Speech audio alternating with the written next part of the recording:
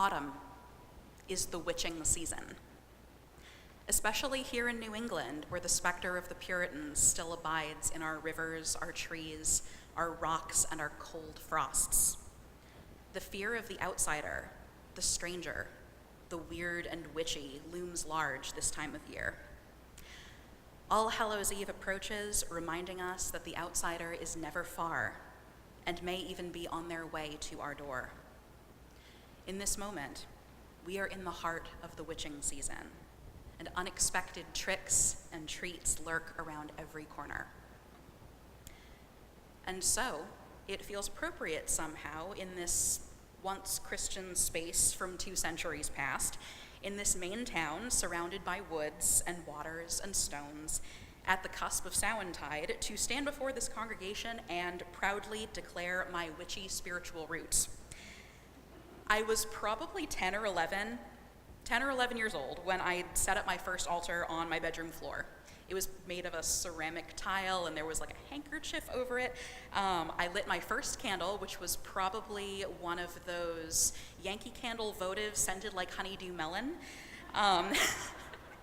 And a stick of incense, which I believe was an artificial kind of perfumey scent called something like night air.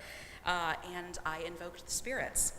And I swear this robe that I'm wearing looks a lot more like a stereotypical witch outfit than I anticipated when I set out. All I need to really complete the look is a pointy hat. Unfortunately, I happen to have left my black cat at home. Some more traditional interpretations of God might suggest that I would be zapped with lightning the moment I walked through that door, and yet, surprise, I was not. In this morning's call to worship, you heard the words of poet Elizabeth Coatsworth. Through the windy night, something is coming up the path towards the house. I have always hated to wait for things. I think I will go to meet whatever it is. Think for a moment about the courage Coatsworth is writing about here. Whatever is coming doesn't know whether the poet will welcome it, turn it away, or just keep her door closed. The fact that it's coming at all is brave. And there's bravery in the action of the poet, too. She leaves the safety of the house to go meet this strange and mysterious something that wanders in the wild night. When our church communities can pluck up our courage and bring ourselves to go and meet the strangers on the path, something truly special, something holy and magical can be created. The story of the perennial outsider who came up the path toward the house is my story, but there are many like it. I ventured into community and allowed myself to be surprised, inspired, transformed, and healed by that community. Perhaps you have your own story of this kind with its own beginning point, but my story always had to begin with surprise. I was raised without a real religious grounding in my immediate family, unless you count the background noise of a commercialized cultural Christianity that came out every Christmas and Easter, with brightly colored decorations and those familiar mascots, Santa Claus and the Easter Bunny. I grew to see religion as a comforting superstition at best, an oppressive patriarchal force at worst, but still, against all conditioning, I hungered for a transcending experience of God. That in itself was a surprise.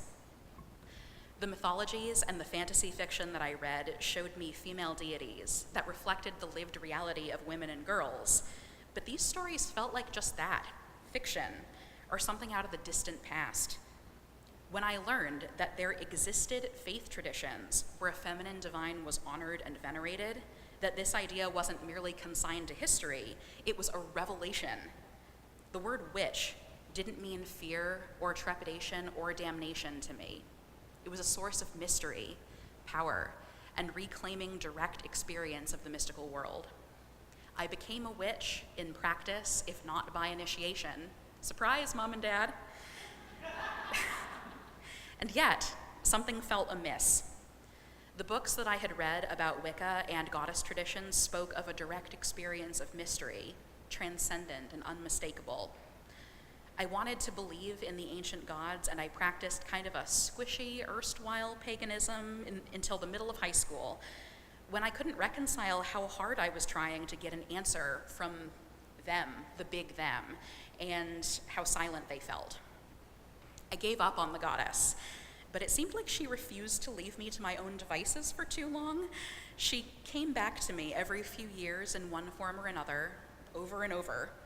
I saw her embodied in the spiritual lives of the friends that I gathered around me, in the spouse that I chose, in the whirl of seasons, and the deep contentment I felt, returning to the landscape that birthed me and formed me. I had left the path, but the path couldn't leave me. And eventually, she called me back with a series of messages I couldn't ignore anymore. At that moment, I was finally ready to be surprised by what I was experiencing, to cast off certainty, and admit that I couldn't answer these questions alone. The idea of joining a church, even a Unitarian Universalist one, was still a slow process. Becoming part of a church would mean that I had forsaken my pagan identity, I thought. Discovering that this wasn't remotely the case was yet another surprise. When I felt a strong call toward a distinctive Unitarian Universalist identity, informed by our principles and our values of justice, equity, interconnection, and spiritual growth, and that I could have this without leaving behind my pagan self, that was a surprise too. And then still more surprises surfaced as I followed my call to ministry in the UU tradition, and on and on.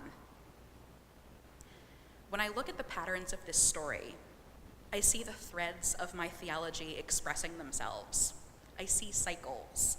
I see the love and patience of the divine embodied in the world around us and in my people. I see inspiration, transformation, and the healing of my relationship to faith and to myself. And more, as a thread in this story, I see the courage to be taken by the spirit of surprise. Now, surprise will happen to you. Whether you're courageous or not, it's just part of life. And to be honest, I have to confess, I do not like surprises as a rule. I like knowing what's coming, what to expect, what to be prepared for. Surprises are not always good. Some of them come hard and fast and merciless. It's easy to be thrown off by a truly unpleasant experience of surprise. And still, the very nature of surprises is to be unexpected. And I'm sure we've all had the experience of being pleasantly surprised, whether in a big way or a small one, when we were expecting the worst. Such surprises can bolster us. They can buoy our day and transform our disappointment into bubbling, effervescent joy. And when surprises are happy, they're nothing less than an unexpected blessing. What is a surprise but a tiny moment of transformation? And that's what's really on my mind these days. Transformation, transmutation, the unfolding cyclical process that we call God or goddess or spirit or mystery, that which is ever changing, ever evolving, but always repeating, always refining. The process of iron being heated, forged, and quenched as it becomes something new altogether. Our hurts can be transmuted into what gives us strength. Our old pain can become the compost that grows something new and fruitful. The shame and insult of oppression, of sexism or racism can be a catalyst that transforms us into activists working for justice and equity. And these results can't always be predicted or anticipated. The mystery changes everything it touches. And so when we allow a part of ourselves to be touched by the mystery, that changes too. When I answered the call of spirit and came back to the path, surprise, my skepticism transformed into belief.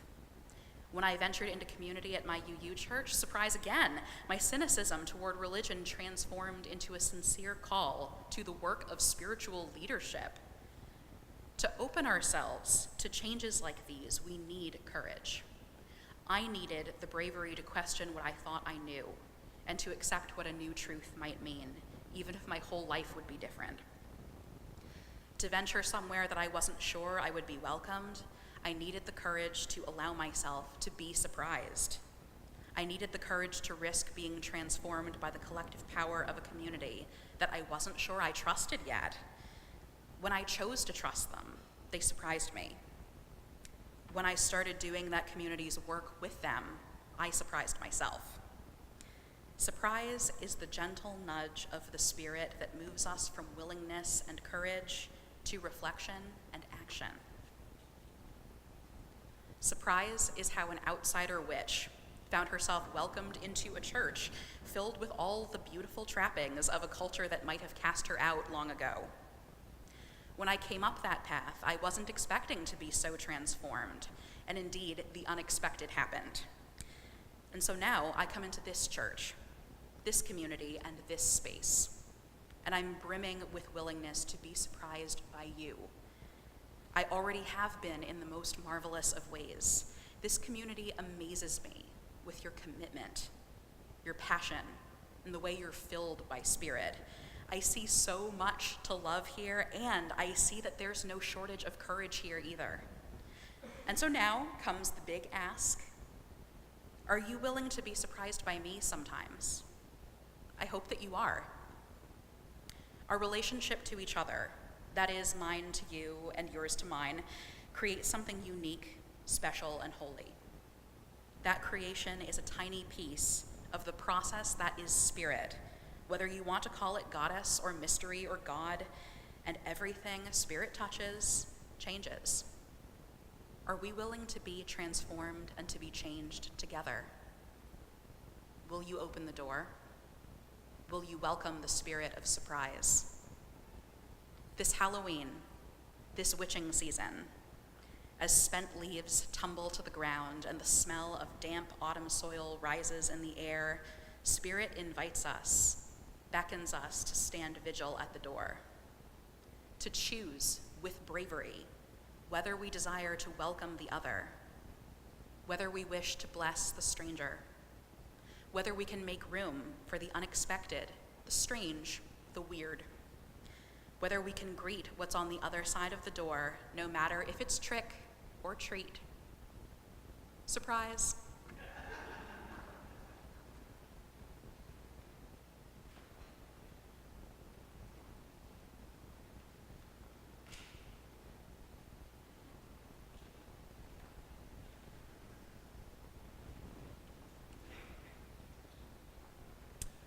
Our closing hymn this morning can be found in the hymnal, number 301.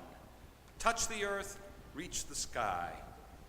Let's all join together in singing. Please stand.